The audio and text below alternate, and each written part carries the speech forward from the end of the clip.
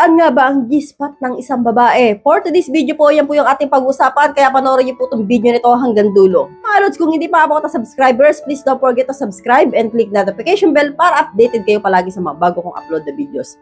So dito sa video nito, hahanapin po natin kung nasaan talaga yung G-spot ng isang babae, no? Yung lods, natatagpuan po yan sa loob talaga ng tilapia niya, no? Sa pinakailalim. Yung ilalim po yan na 2 to 3 inches. Posible nyo bang makita o makapayan? Syempre naman po, no? So mas mabilis po namin mahanap kung kami po ang gagawa sa sarili namin. Pero kayong mga lalaki, pwede rin naman po, no? Alam niyo po kasi, lods, kapag po kami ay nagsosulo, no? Syempre, pinapasok namin itong dalawang na to, no? And then, nakakapa po namin yan sa bandang ilalim, no? Pag ganun po siya. So, kailangan pagkapanin nyo, pag ganun. So, hindi pa ganyan. Kasi po, kapag pa ganyan pataob, malabo nyo pong makapayan. So, kailangan pag ganito palagi. Kapag po, lods, napaan nyo po yung G-spot na yan, no? Nakakaramdam po ang babae ng sobrang sensation, no? Na talaga nga naman para namin, sobrang nakikiliti kami na ewan, na hindi kami mapakali, no? Para kami naiihi na ewan.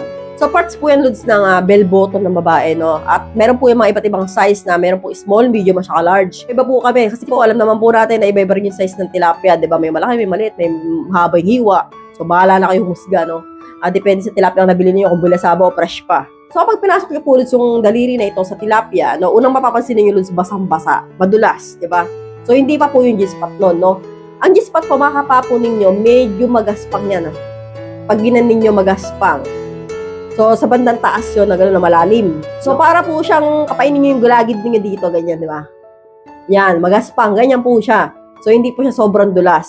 So, kapag po nakapapo ninyo habang pong ginagamitan nyo po ng ganito, yun na po yung G-spot niya, no? So, mahirap pong dalihin yan para po sa inyong mga lalaki. Pero para po sa amin yung mga babae, madali lang po. Kasi po, sarili po namin yan, nakakapapo namin talaga, no? Po yun ay talaga nga naman nasa pool, no? Ang babae niya para naiihi, no? Parang hindi mailarawan yung talaga sobrang saya, no? Kasi po, para po talaga nga parang L na L kami talaga pag talagang yan sungkit po talaga, no? Parang pag yan nakalikot ng imbutido ninyo, ewan ko lang. So wala na po mahabang kwentuhan, lods. Basta po, yun na po yun. Maraming salamat and see you again to my next video. God bless. Bye-bye!